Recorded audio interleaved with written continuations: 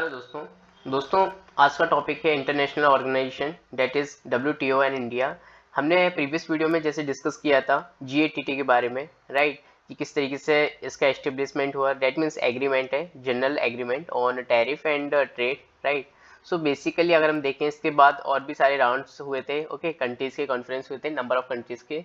Like 1947 में Geneva में हुआ था, 23 जो मेंबर्स ने डिस्कस किया था टैरिफ कट करने के लिए, ओके। 35% तक जो टैरिफ था वो ट्रेड मतलब जो टैरिफ था वो कम करना था, ओके।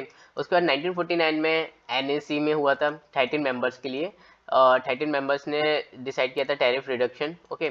उसके बाद 1951 में टॉरकोए 38 कंट्रीज का फिर से एक कॉन्फ्रेंस हुआ था टैरिफ से रिलेटेड। एंड फिर उसके बाद देखो उसके बाद क्या हुआ कि उरुग्वे में राउंड ऑफ हुआ, टॉक्स अबाउट 1986, ओके। 1986 से 1994 तक चला। उसमें देखो 123 कंट्रीज थी, ओके। और एज कंक्लूजन निकल के आया माराकेश एग्रीमेंट, ओके, जिसमें जीएटीटी को ना इंस्टीट्यूशनल फ्रेमवर्क बनाया जाएगा, डेट मीन्स डब्ल्यूटीओ आ गया, ओके।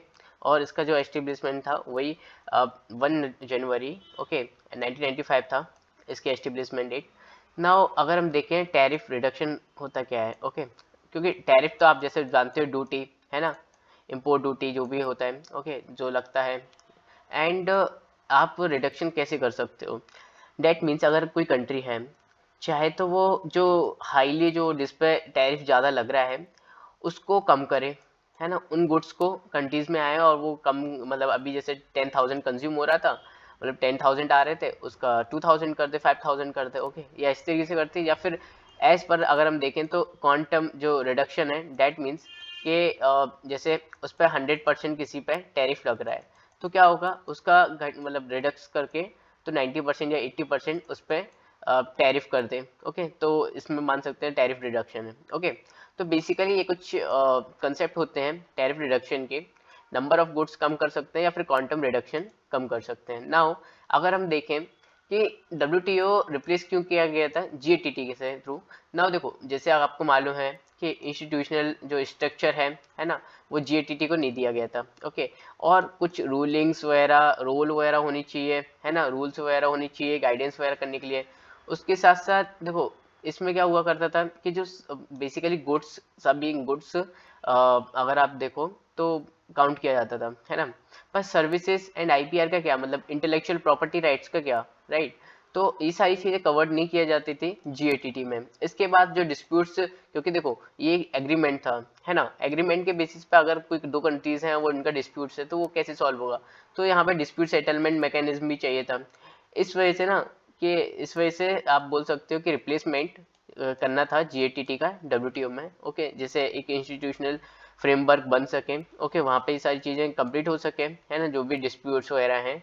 इसके साथ साथ स्ट्रक्चर ऑफ डब्ल्यूटीओ गवर्नेंस अगर हम देखें कैसा क्या स्ट्रक्चर है, तो यहाँ पे एक आपको देखेगा कि मिनिस्ट्रियल कॉन्फ्रेंस देखने को मिलेगी। इसमें टॉप मोस्ट जो डिसीजंस लिए जाते हैं, ओके।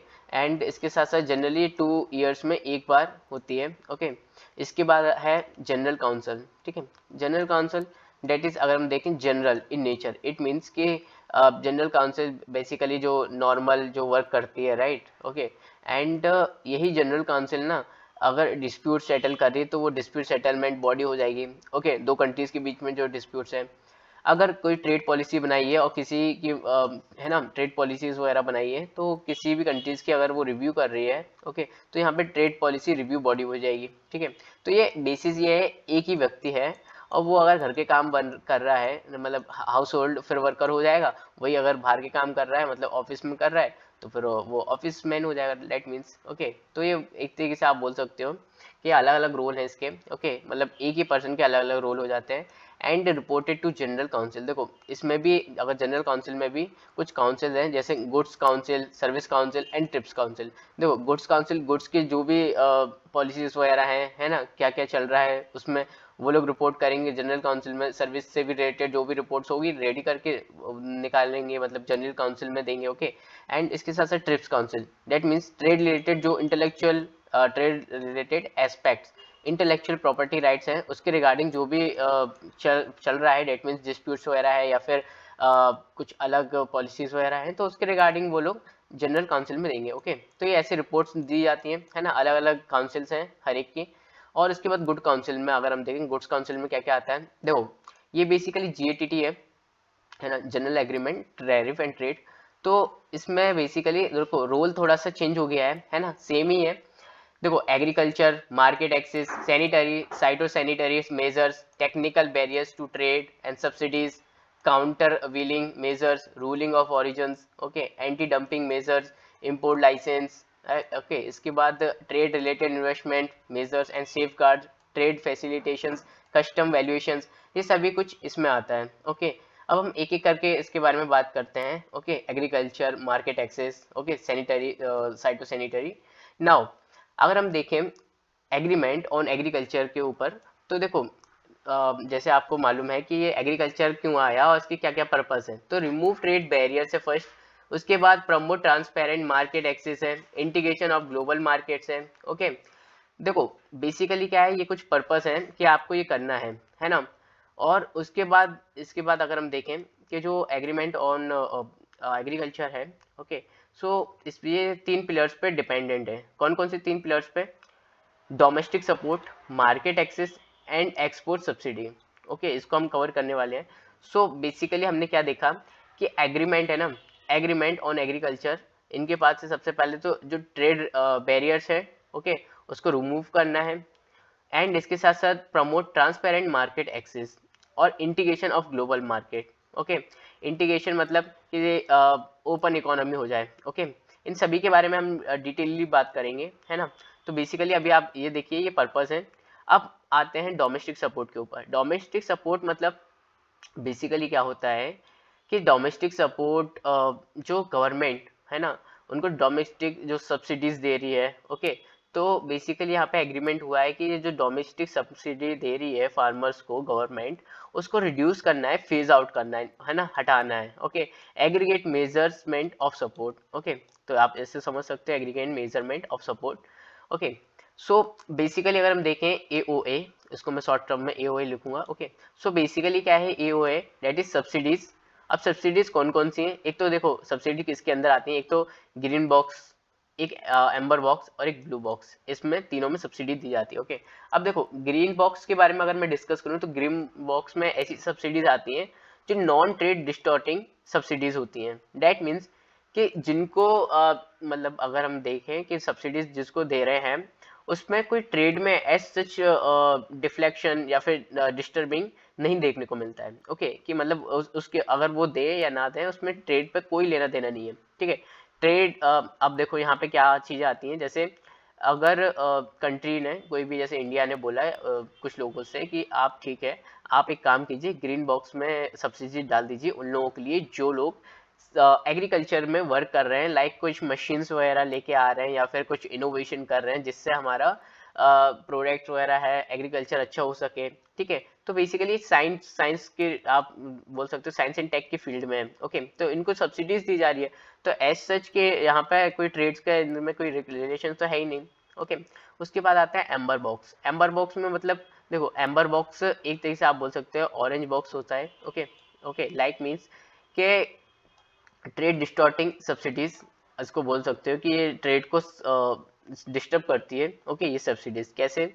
अब देखो गवर्नमेंट प्राइस सपोर्ट दे रही है ना, मतलब जो फार्मर्स को प्राइस सपोर्ट दे रही है कि आप एक तरीके से आप करिए एग्रीकल्चर, कल्टीवेटिंग कीजिए क्रॉप्स की, पर है ना, और उसमें हम आपको एक तरीके से हम आपको कुछ सपोर्ट दे रहे हैं, है ना, मतलब सब्सिडीज वगैरह दे रहे हैं। ओके, तो इससे रिलेटेड जैसे आप फर्टिलाइजर्स वगैरह खरीद सकते हैं। ओके, और ऐसी सब्सिडीज जो प्रोडक्शन इंक्रीज करे, है ना, तो इसको हम बोलते हैं लाइक MSP, है ना, मिनिमम सपोर्ट प्राइस। ओके, जो आती है।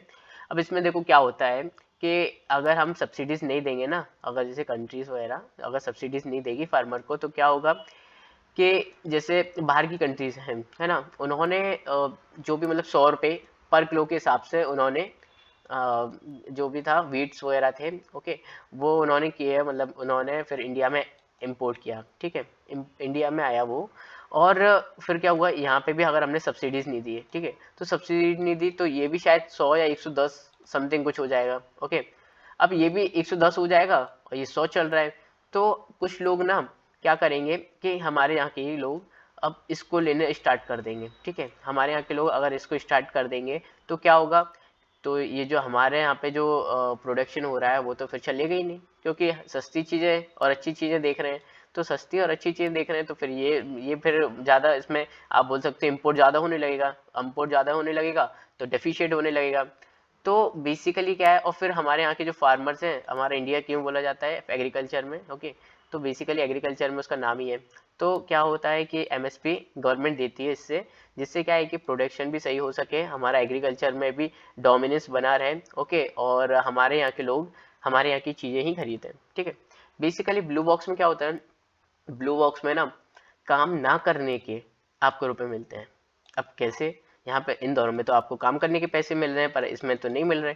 देखो क्या होता है ना, कुछ जैसे डेनमार्क कंट्रीज हुई, नॉर्वे कंट्रीज हुई, ये ऐसी कंट्रीज हैं जिनमें प्रोडक्शन ज़्यादा मतलब हो सकता है, जैसे मिल्क वगैरह का हो जाता है, पर वहाँ पे गवर्नमेंट क्या बोलती है कि आप ज़्यादा प्रोडक्शन मत कीजिए, इसलिए मत कीजिए क्योंकि अगर ज़्यादा प्रोडक्शन हो गया पर हमारी कंट्रीज फिर कहाँ पे इसको स्टोर करेंगे, वेस्ट जाएगा सारा। इससे अच्छा जैसे वहाँ के अब हम आपको सब्सिडीज दे रहे हैं, ठीक है, तो वहाँ के फार्मर्स बोलेंगे कि हमारे यहाँ पे 2000 मतलब 2000 रुपये, जैसे 2000 काव हम रख सकते हैं, ओके, आप बोल रहे हो मुझे 1000 काव रखने को, ओके, कम प्रोडक्शन करने को, ओके, तो 1000 काव से अब मैं मेरी कैपेबिलिटी 2000 और 1000 काव रखने का बोल रहे हो, और है ना 1000 के हिसाब से अगर मैं बोलूँ तो 10,000 रुपये, मतलब 10 रुपये लीटर आप समझ जाओ, तो 10,000 रुपये ही आएंगे, ठीक है। बाकी के 10,000 रुपये मैं कैसे कमाऊंगा, तो वो बोलते हैं गवर्नमेंट कि डेट के हम आपको और जो सब्सिडीज है हम सब्सिडीज प्रोवाइड कर देंगे बाकी की 10,000 की, ओके, आप बस प्रोडक्शन मत करो, इसलिए मत करो क्योंकि अगर आप प्रोडक्शन करोगे तो यहाँ पे सब कुछ वेस्ट जाएगा, ठीक है। तो ये सारी चीज़ें हैं। अब काफ़ी लोगों को थोड़ा सा दिक्कत होगी कि सब्सिडीज़ और इसके साथ साथ डीबीटीज एंड और डिस्काउंट क्या होता है ना। देखो इसमें आपको सबसे पहले मैं बता दूं, मैंने जैसे 10 रुपीज़ 100 रुपीज़ का कुछ प्रोडक्ट है, ओके, लाइक पेन ही मान लीजिए, तो क्या हुआ, कंज्यूमर को अब परचेज करना है, ठीक है। अब जैसे अगर हम देखें तो सब्सिडीज़ में, अब अगर हम देखें सब्सिडीज़ में क्या होता है कि 80 रुपीज़ इसमें दिया गया है, 20% सब्सिडीज़ दी जा रही है, सब 20% ही डिस्काउंट दिया जा रहा है, ठीक है।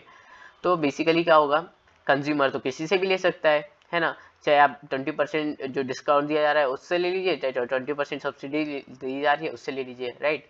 तो बेसिकली क्या होगा कि कंज्यूमर को यहाँ पे 80 रुपीज़ का ही पड़ रहा है, ठीक है।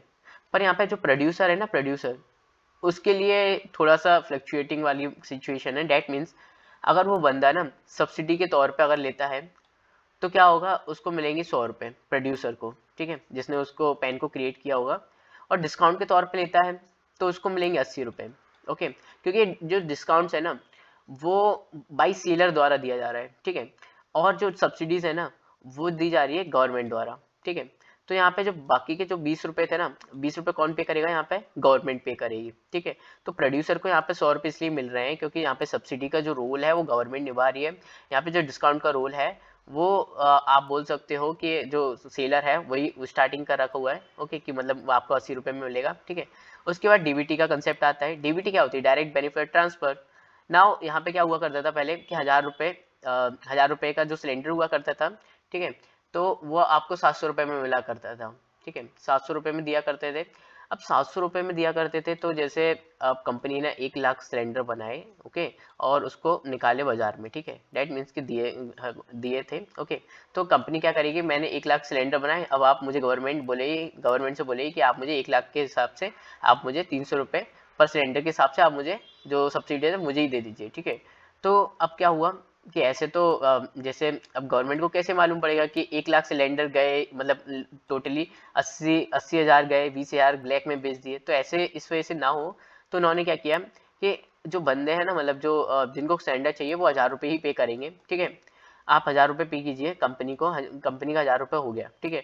अब हम क्या करेंगे, जो बेसिकली क्या है कि हम लोग जैसे गवर्नमेंट है वो हमें ना, अब आपको कंपनी के देने के बजाय हम सीधे कंज्यूमर को दे देंगे कि कंज्यूमर जिसने परचेज किया है उसी को ही मिलेगा, ठीक है। इससे क्या है कि जो बीच में जो अभी अगर हम देखें पैसे जो जा रहे थे, मतलब एक्स्ट्रा पैसे जो जा रहे थे वो बचेंगे, ठीक है।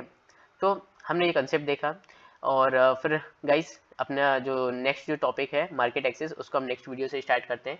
Thank you so much.